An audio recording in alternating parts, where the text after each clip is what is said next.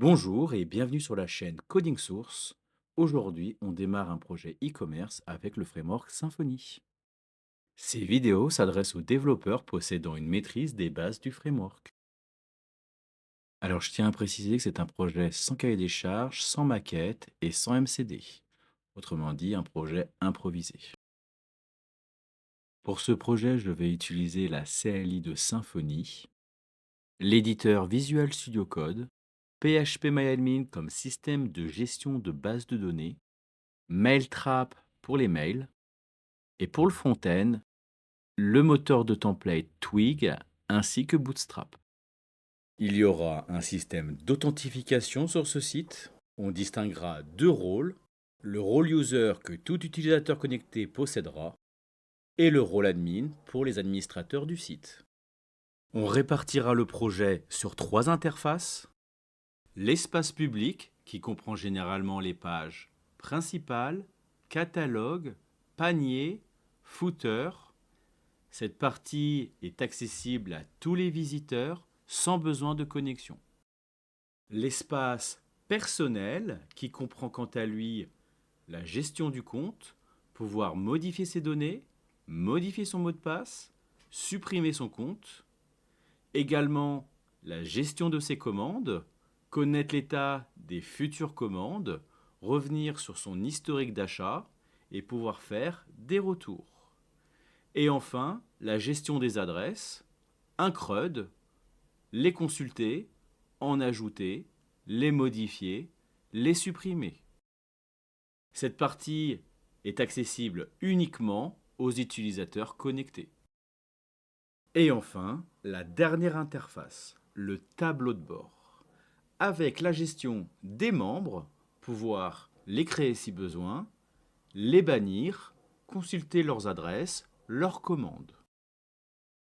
La gestion des produits, un CRUD, ainsi que les CRUD des autres entités en relation, telles que la catégorie, les marques, etc. La gestion des commandes, pourquoi pas la gestion de l'espace public, c'est-à-dire changer des textes, changer des images.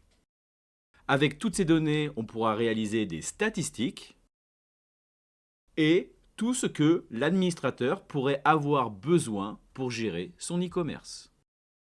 Ce tableau de bord est sécurisé. Non seulement il faut être connecté, mais de plus, avoir le rôle administrateur. Voilà, j'en ai terminé avec cette brève introduction. Maintenant, passons au développement. Alors, par la ligne de commande Symfony new, le nom de votre projet, -du-6 web app, je vais pouvoir installer un projet Symfony. L'installation vient de commencer. On va obtenir une architecture sur notre projet Symfony avec tous les bundles liés à cette ligne de commande.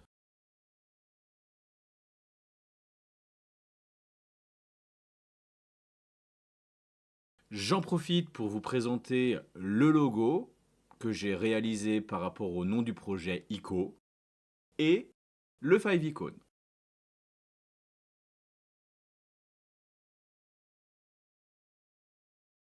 Ça y est, l'installation est terminée. On va pouvoir ouvrir notre projet sur notre éditeur Visual Studio Code.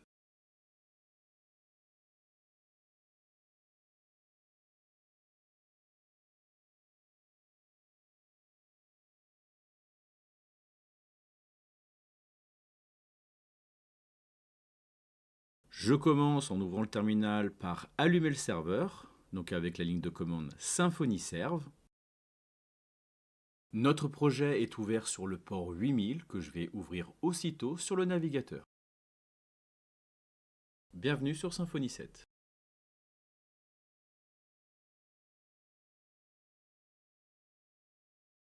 Maintenant, j'ouvre un deuxième terminal et dans celui-ci, je vais créer mon premier contrôleur que je vais appeler Home Controller.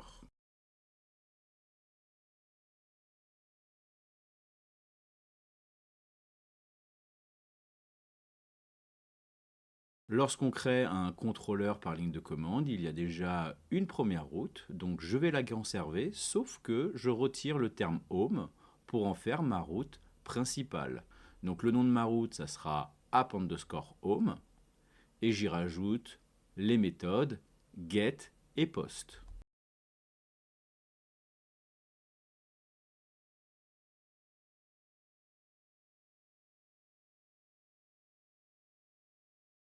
Je vais maintenant sur la vue de cette route, je retire ce qu'il y avait par défaut, j'y mets juste un terme pour vérification, donc j'ai mis page principale, et maintenant en réactualisant le port 8000, eh bien je vois bien écrit page principale.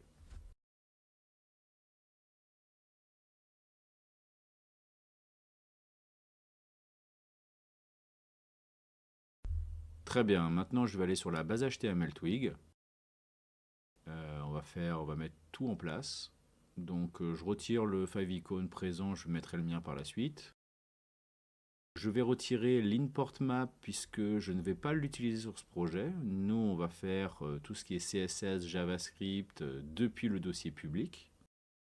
Voilà, je mets le bloc JavaScript en bas de la balise body.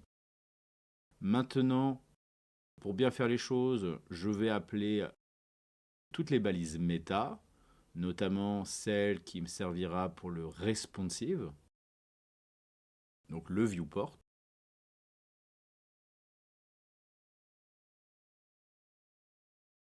La compatibilité Edge, et les méta description, ainsi que keyword.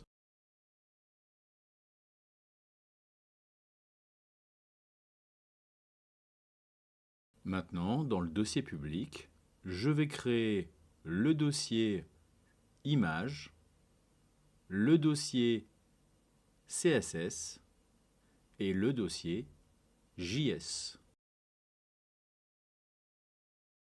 Dans JS, je vais créer le fichier script.js. Je vais y laisser un commentaire fichier JS. Ensuite, dans le dossier CSS, je vais créer le fichier style.css. Et pareil, je vais y laisser un commentaire fichier CSS. Maintenant, je vais aller dans le dossier public, dans le dossier image, et je vais y glisser les fichiers logo et favicon que je vous ai montré il y a quelques instants. Sur le fichier base HTML Twig, je vais y intégrer mon fichier style.css en utilisant la fonction Twig asset. Pour rappel, cette fonction me permet d'accéder à la racine du dossier public. En argument, je définis le nom du fichier que je veux appeler ainsi que son emplacement. Maintenant, même procédé pour le fichier script.js.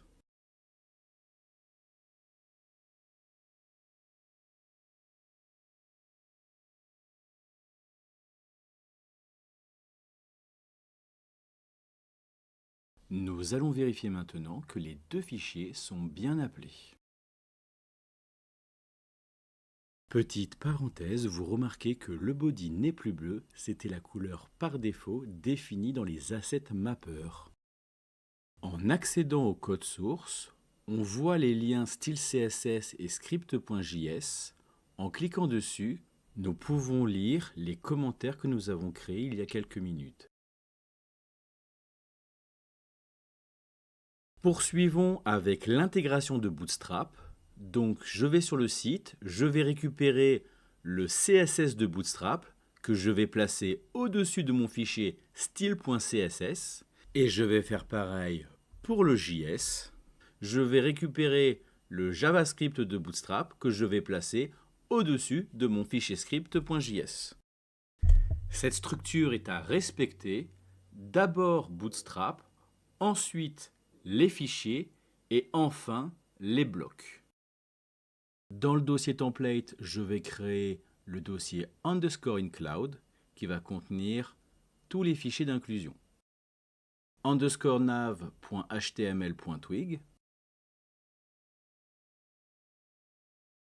underscore flashes.html.twig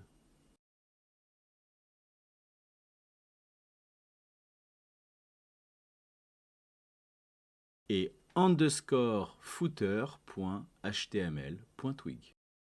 Et je vais y placer la balise footer. On reviendra dessus plus tard. Maintenant, je vais aller chercher sur Bootstrap une nav.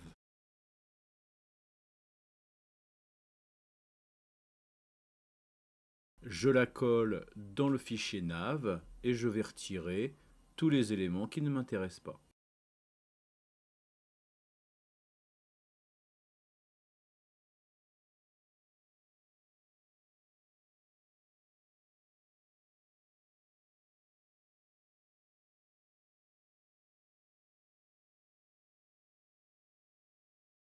Je mets mes liens dans mes balises A.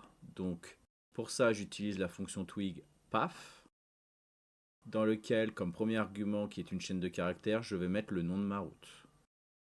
Donc, pour la route principale, le nom de ma route est app_home.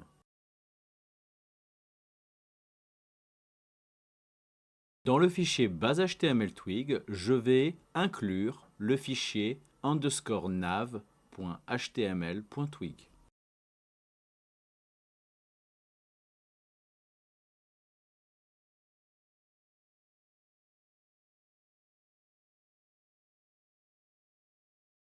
Après le bloc body, je vais inclure le fichier underscore footer.html.twig.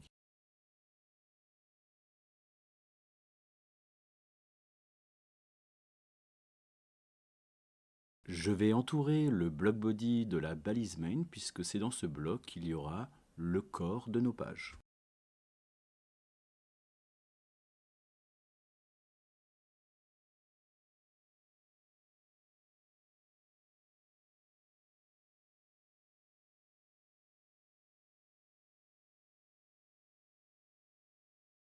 Dans la balise main, je vais créer un nouveau bloc qui s'intitulera H1, dans lequel on retrouvera le titre principal de nos pages. Entre le H1 et le body, je vais inclure mon fichier underscore flashes.html.twig. C'est dans celui-ci qu'on créera le code pour afficher nos notifications. Maintenant, je vais créer ma balise H1 dans laquelle je vais placer le bloc H1.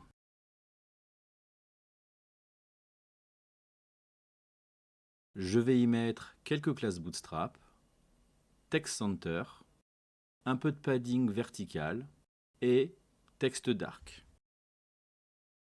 Je continue en plaçant le favicon, donc avec la balise link, l'attribut rel et icône.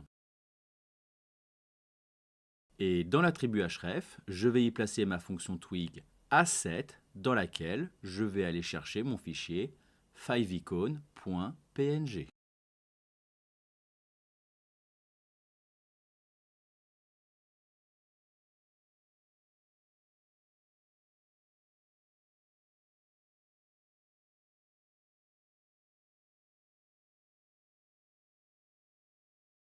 Maintenant, je vérifie, mon favicon est bien présent. Je poursuis avec le logo. Donc, il s'agit du fichier ico.webp que je vais intégrer dans ma nav à la place du terme navbar.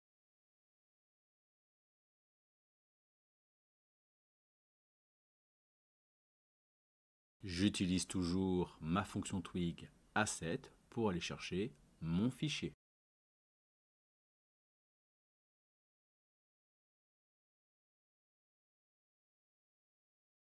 J'actualise, mon logo apparaît bien, malheureusement un peu trop grand, c'est ma faute. Bon, c'est pas grave, je vais créer une classe dans mon fichier style.css pour le réadapter.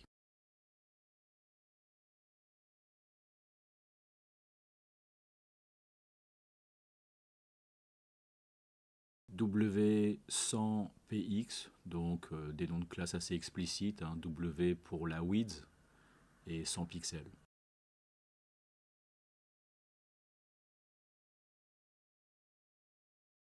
J'actualise. Bon, 100 pixels, c'est correct.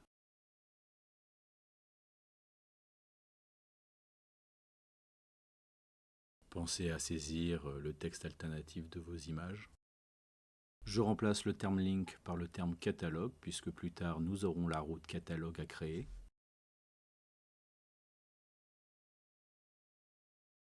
Je vais m'occuper maintenant des flashes, donc ce sont les notifications créées par Symfony. Pour ça, j'ai besoin d'aller dans la variable d'environnement app, chercher le terme flashes, et plus précisément celles qui sont success, c'est-à-dire celles que je vais définir en verte. C'est un tableau que je boucle.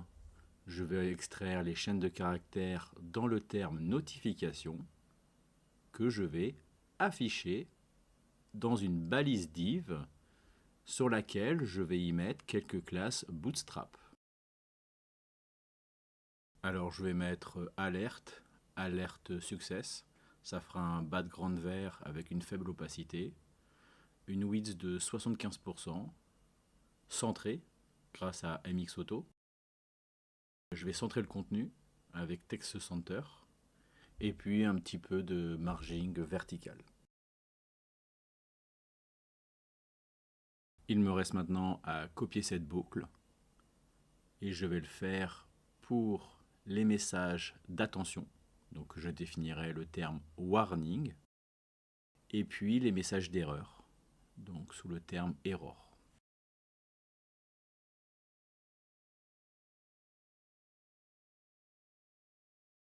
Ok, maintenant je vais sur le template de la route principale.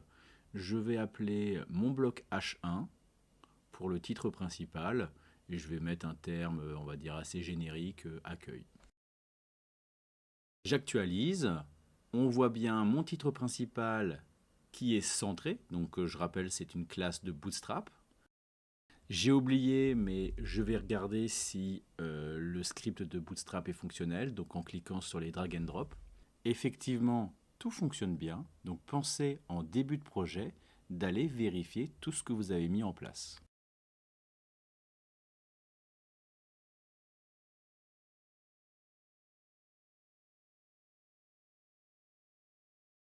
Je reviens sur le référencement, notamment les balises méta.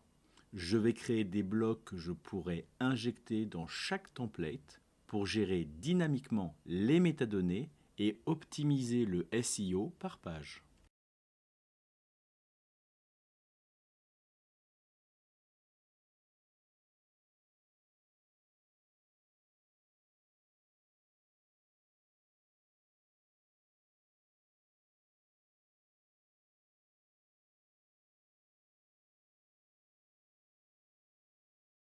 Je vais sur le template de ma route principale et j'appelle les trois blocs concernant les métadonnées.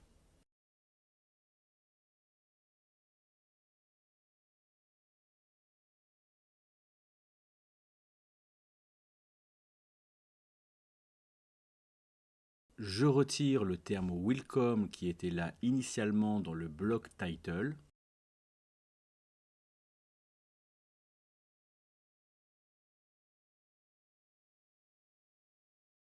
Je me dirige sur le fichier twig.yaml, un fichier de configuration, dans lequel je vais créer des variables globales.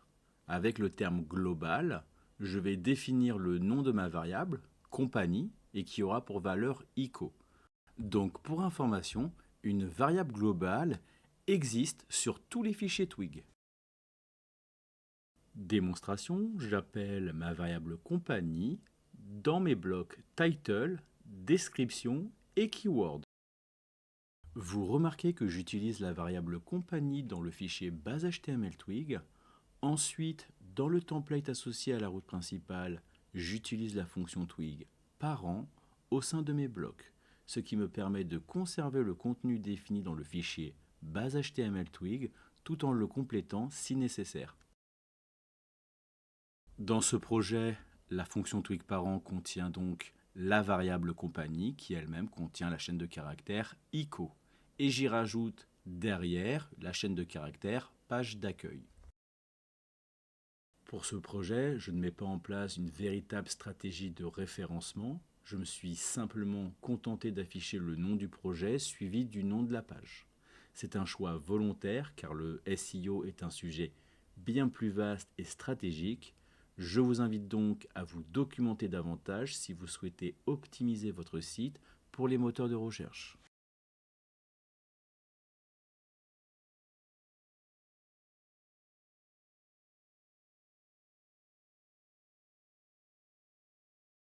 Je vais maintenant retourner dans le fichier TwigYAML et ajouter une nouvelle configuration. Pour cela, je vais consulter la documentation officielle de Symfony sur les formes thèmes et copier cette ligne de configuration. Concrètement, cela permettra à Twig d'appliquer un thème personnalisé à tous les formulaires du projet. J'ai choisi d'utiliser le thème Bootstrap, ce qui signifie que, pour ceux qui connaissent, la classe CSS Form Control sera automatiquement ajoutée à tous les éléments des formulaires. Dans Symfony, le fichier Messenger YAML est utilisé pour configurer l'envoi des emails qui est par défaut asynchrone. Cela signifie que les messages sont placés dans la base de données dans la table Messenger Message. Et un consommateur, consumer, doit être exécuté via une commande pour traiter et envoyer les emails. Cependant, dans ce projet, j'ai choisi de configurer l'envoi des emails en mode synchronisé. Cela signifie que les emails sont envoyés immédiatement sans passer par la file d'attente et donc sans avoir besoin d'exécuter la commande de consommation des messages.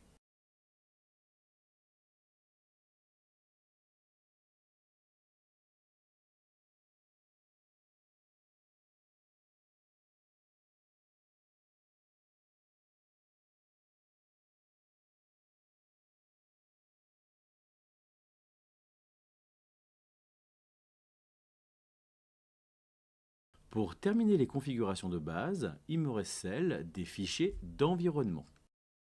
Symfony utilise le fichier .env pour définir les variables d'environnement de base pour le site en ligne.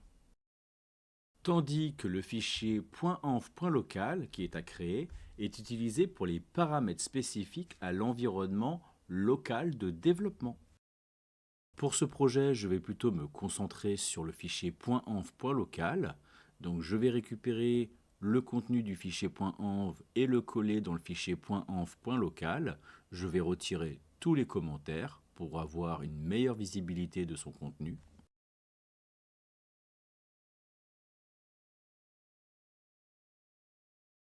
La variable d'environnement app_env prend deux valeurs, prod et dev. Prod pour la mise en ligne, dev pour le local. Ensuite, et enfin, il ne me reste plus qu'à configurer la variable database URL. Donc j'allume mon serveur Laragon pour accéder à ma base de données PHPMyAdmin et je n'ai plus qu'à la configurer. Donc dans leur exemple, app correspond à l'identifiant pour accéder à PHPMyAdmin. ;change_me, c'est le mot de passe, je n'en ai pas. Ensuite, je n'ai pas besoin de changer le port puisque PHPMyAdmin se trouve chez moi sur le port 3306. Ensuite, le terme app correspond au nom de la base de données, donc moi je vais l'appeler ICO comme le projet. Et enfin, la version du serveur, donc ça vous le retrouverez sur PHPMyAdmin.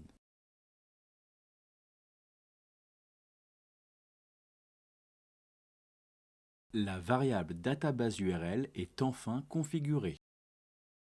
Maintenant, pour pouvoir créer cette base de données sur PHPMyAdmin, je vais avoir besoin d'une ligne de commande. Donc pour ça, je vais ouvrir mon terminal. Pour rappel, pour connaître toutes les lignes de commande, il suffit d'écrire Symfony console.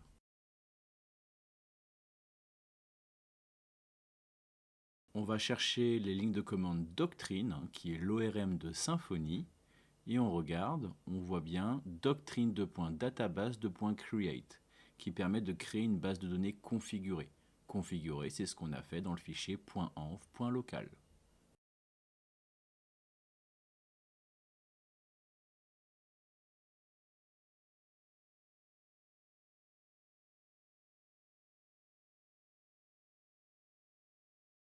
C'est un succès, la base de données ICO a bien été créée.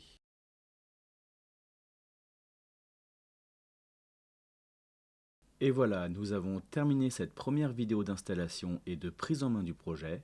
J'espère que tout a été clair pour vous et que vous êtes prêts à passer à la suite. Bon développement à tous et je vous dis à très vite.